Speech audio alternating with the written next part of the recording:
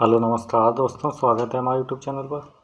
दोस्तों आज हम लेकर आए हैं यूपी पुलिस का जीके का प्रैक्टिस सेट नंबर 3 है और इसमें हम जीके के पूरे 37 प्रश्न देखने वाले हैं। और ये सभी प्रश्न आपके यूपी पुलिस के एग्ज़ाम के लिए बहुत ही इम्पोर्टेंट है और यूपी पुलिस का एग्ज़ाम बहुत ही जल्द होने ही वाला है। तो आप लोग प्रैक्टिस करते रहिए और वीडियो को अपने दोस्तों को भी शेयर कर दीजिएगा। चलिए शुरू करते हैं। प्रश्न 1 है, गंगा नदी उत्तर प्रदेश में किस जनपद से प्रवेश करती है? आपको बताना है गंगा नदी उत्तर प्रदेश में किस जनपद से प्रवेश करती है। ठीक है, तो इसका राइट आंसर है ऑप्शन है बिजनौर। बिजनौर से गंगा नदी उत्तर प्रदेश में प्रवेश करती है और ये लगभग 28 जिलों में बहती है। यूपी के कितने ज़िले? 28 जिलों से होकर बहती है। ठीक है, चलिए नेक्स्ट प्रश्न हमारा है, प्रश्न 2 है, विजय सागर पक्षी विहार निम्नलिखित में से उत्तर प्रदेश के किस स्थान पर स्थित है? आपको बताना है विजय सागर पक्षी विहार निम्नलिखित में से उत्तर प्रदेश के किस स्थान पर स्थित है? तो विजय सागर पक्षी विहार स्थित है कहाँ पर?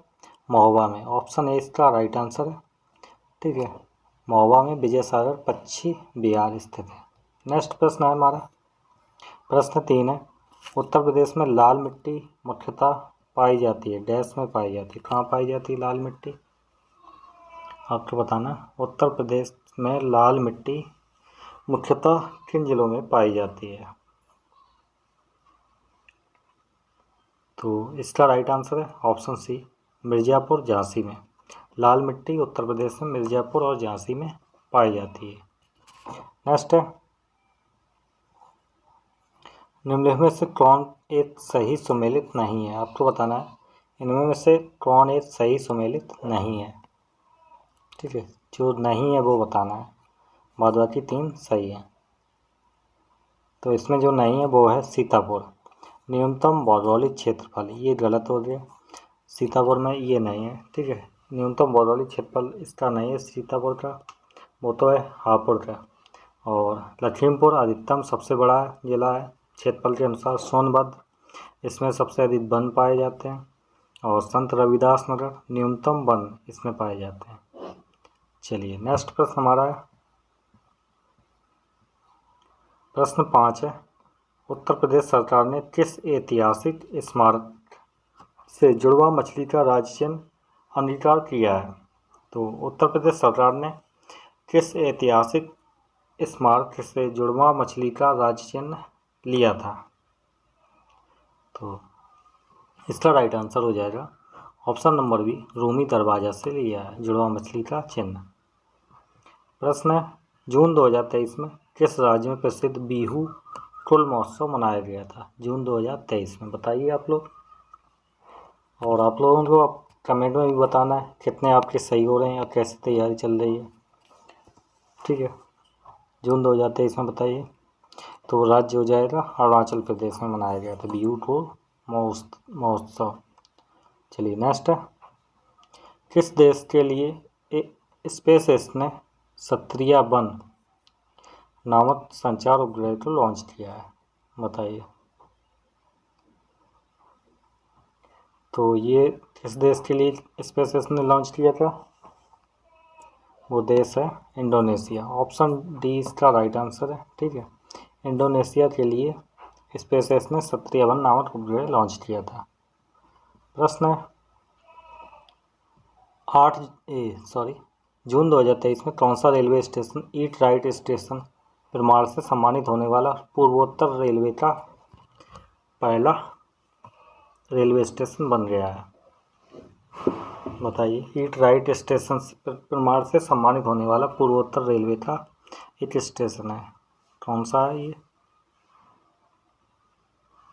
इसका राइट आंसर है option number C, Guwahati railway station. इसे जून 2023 में ईट राइट स्टेशन प्रमाण से सम्मानित किया गया। चलिए नेक्स्ट है, चीन भारत सीमा विवाद। भारत और चीन के बीच में एक युद्ध था जो वर्ष डैश में हुआ था। कौन से वर्ष में हुआ था चीन भारत युद्ध? तो ये हुआ था सन 1962 में। ऑप्शन 20 का राइट आंसर है। ठीक है, नेक्स्ट है हरित वंश से मगध के पहले शासक डैश थे, कौन थे? तो हरित वंश के संस्थापक कौन थे? बिंबिसार, और यही मगध से पहले शासक थे। ठीक है, नेक्स्ट प्रश्न हमारा है अलाउद्दीन खिलजी के शासनकाल में निम्नलिखित में से कौन राज्यपाल था?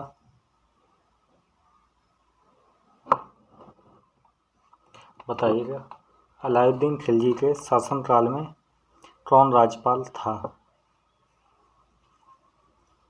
तो वो राज्यपाल था गयासुद्दीन तुगलक। ऑप्शन सी इसका राइट आंसर है। ठीक है, तुगलक वंश की स्थापना किसने की थी, बता सकते हैं?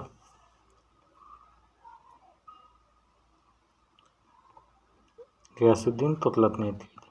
नेक्स्ट है निम्नलिखित में से किस वर्ष में भारत ब्रिटिश औपनिवेशिक सरकार द्वारा मॉन्टफोर्ट सुधार रिपोर्ट प्रस्तुत किया गया था? औपनिवेशिक सरकार द्वारा मॉन्टफोर्ट सुधार रिपोर्ट कब प्रस्तुत की गई थी? तो वो दी गई थी कब? सन 1918 में। ऑप्शन नंबर सी इसका राइट आंसर है। प्रश्न है 1932 का पूना पैक्ट महात्मा गांधी और डैश के बीच ये समझौता था, किसके बीच था पूना पैक्ट समझौता? महात्मा गांधी और किसके बीच में हुआ था? तो महात्मा गांधी और B.R. अम्बेडकर के बीच में ये समझौता हुआ था। क्या हुआ? 1932 में। प्रश्न है निम्नलिखित में से किसे श्वेत पर्वत के नाम से भी जाना जाता है? तो किससे जाना जाता है? तो श्वेत पर्वत के नाम से जाना जाता है धौलागिरी को। ऑप्शन नंबर डी इसका राइट आंसर है। प्रश्न है तवांग और लहासा जोड़ने वाले दर्रे का नाम क्या है? तवांग और लहासा को जोड़ने वाले दर्रे का नाम बताना है आपको।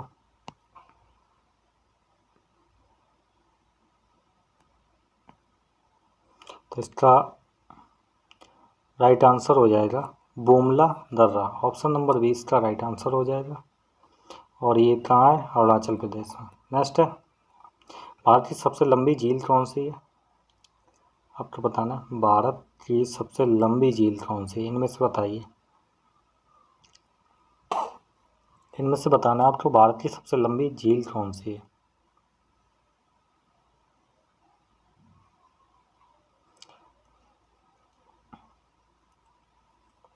तो इसमें से सबसे लंबी तो वैसे पैंगोंग है, लेकिन ये भारत और चीन की सीमा पर स्थित है, तो ये केवल भारत की तो नहीं है। लेकिन अगर केवल भारत की पूछे तो वो वेमनान झील हो जाएगी। ठीक है, ये केवल भारत की सबसे लंबी झील है इन सभी झीलों में। नेक्स्ट है गंगा नदी और सिंधु नदी तंत्र के बीच कौन सा क्षेत्र है जो जल क्षेत्र को अलग करता है?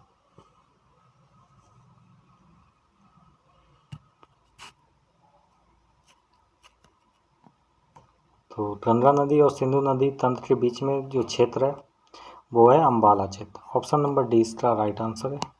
चलिए नेक्स्ट प्रश्न हमारा आता है दामोदर वैली कॉरपोरेशन ये क्या है? दामोदर वैली कॉरपोरेशन बताइए। तो ये संवैधानिक निकाय है। ऑप्शन नंबर ए इसका राइट आंसर है।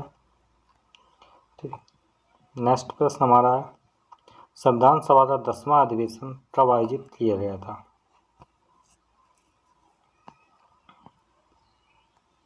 तो संविधान सभा का 10वां अधिवेशन आयोजित किया गया था कब? 6 से 17 अक्टूबर 1949 में। ऑप्शन नंबर ए इसका राइट आंसर है। नेक्स्ट है भारतीय संविधान का अनुच्छेद 48A पर्यावरण का संरक्षण और सुधार एवं वन और वन्य जीवन की सुरक्षा किससे संबंधित है? अनुच्छेद कौन सा है? 48A। तो ये किससे संबंधित है बताइए। तो ये है राष्ट्रीय नीति निर्देश सिद्धांत से संबंधित अनुच्छेद 48A।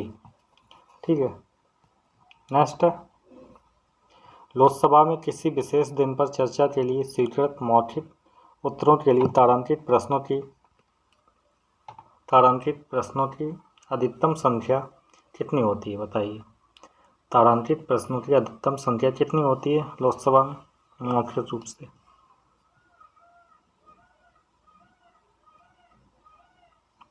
तो वो अधिकतम प्रश्नों की संख्या होती है 20। ऑप्शन नंबर डी इसका राइट आंसर है। प्रश्न, विधान परिषद की सदस्यता के लिए न्यूनतम आयु सीमा क्या है? तो विधान परिषद की सदस्यता के लिए न्यूनतम आयु सीमा 30 वर्ष है। ये अनुच्छेद 169 में दिया गया है। प्रश्न, संविधान में निम्नलिखित में से किसके बारे में उपबंध नहीं है? बताइए, इनमें से किसके बारे में संविधान में नहीं दिया गया? तो वो है योजना आयोग। ऑप्शन नंबर डी इसका राइट आंसर हो जाएगा। प्रश्न है, भारतीय संविधान में किस संशोधन ने टैक्सेस ऑन सर्विसेज की नामक संसूची में एक नया विषय जोड़ा?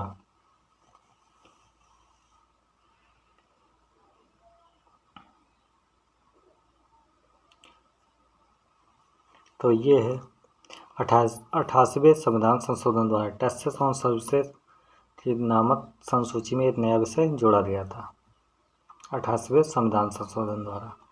नेक्स्ट है, नियंत्रक एवं महालेखा परीक्षक प्राथमिक रूप से संसद की निम्नलिखित में से किस समिति से जुड़ा हुआ है?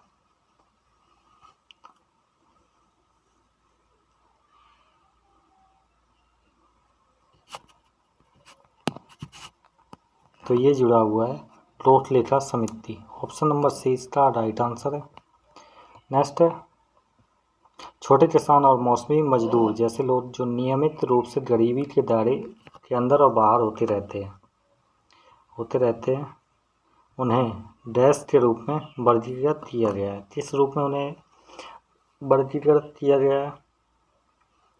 तो इन्हें बांटा गया है किसमें?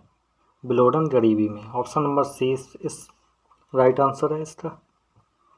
नेक्स्ट है, वह दर जिस पर आरबीआई वाणिज्यिक बैंकों को अल्पावधि के लिए उधार देता है क्या कहलाती है? जिस पर आरबीआई वाणिज्यिक बैंकों को उधार देती है वो दर क्या कहलाती है? वो है रेपो दर। ऑप्शन नंबर 20 का राइट आंसर है। प्रश्न है, बड़े वाणिज्यिक बैंकों का राष्ट्रीयकरण कब हुआ है?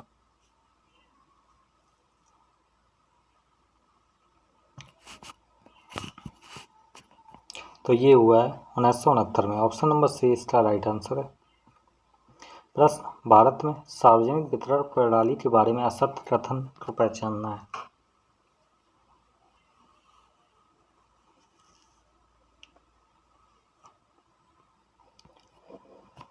तो इसका असत्य कथन हो जाएगा जो गलत है, देश में पीडीएस को 2007 से बंद कर दिया गया, यही गलत है। बाद बाकी तो सभी सही है। गरीबी रेखा से नीचे जीवन यापन करने वालों के लिए रियायती मूल्य पर खाद्यान्न मिलता है। 1997 से पीडीएस लक्षित उपभोक्ताओं के लिए टीपीटीएस बन गया था। 1967 में उपभोक्ताओं की सहायता के लिए मूल समर्थन कार्यक्रम के रूप में लाया गया। नेक्स्ट है, प्रश्न है 30, पीएमजीवी का पूर्ण रूप बताना है आपको। पीएमजीवी फुल फॉर्म बतानी है इसकी। तो इसकी फुल फॉर्म हो जाएगी प्रधानमंत्री ग्रामोदय योजना। ठीक है, इसका पूर्ण रूप है।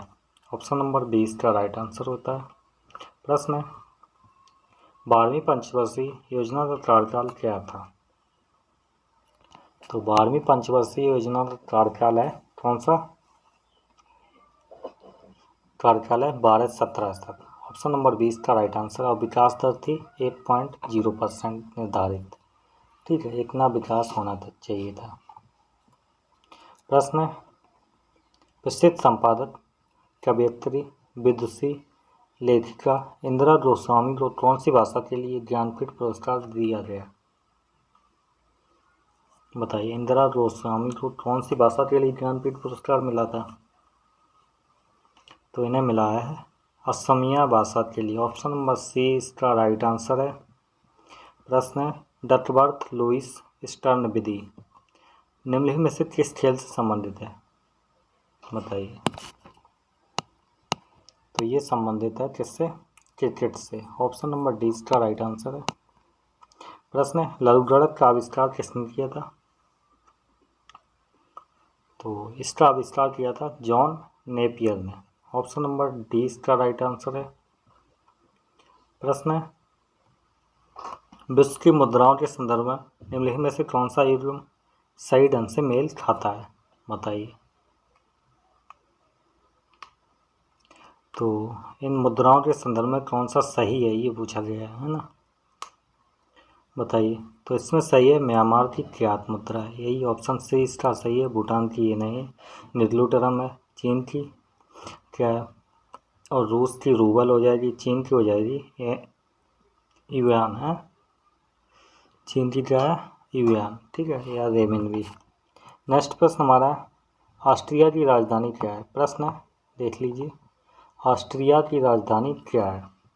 और इस प्रश्न को आप सभी लोग बताएंगे कमेंट बॉक्स में आंसर। ये आज का आप सभी का होमवर्क का प्रश्न है। यदि नहीं आता है तो सर्च करिए और आंसर बताइएगा, रिसर्च करिए थोड़ी बहुत, और यदि आता है तो अभी कमेंट में लिखिए। चलिए नेक्स्ट आज हमारा लास्ट प्रश्न है आज के सेट का, तो वो है प्रश्न, सिस्मोमीटर का डैश द्वारा आविष्कार किया गया था, बताइए। तो सिस्मोमीटर का आविष्कार किया था किसने, लुइगी पाल्मिरी ने। ऑप्शन नंबर 20 का राइट आंसर है। आज का सेट आप लोगों को कैसा लगा, ये सेट नंबर 3 था। नेक्स्ट वीडियो में मिलते हैं बहुत ही जल्द, और अपना स्कोर ज़रूर बताना कमेंट बॉक्स में। थैंक यू, और वीडियो शेयर भी कर देना। चलिए मिलते हैं नेक्स्ट वीडियो में, धन्यवाद।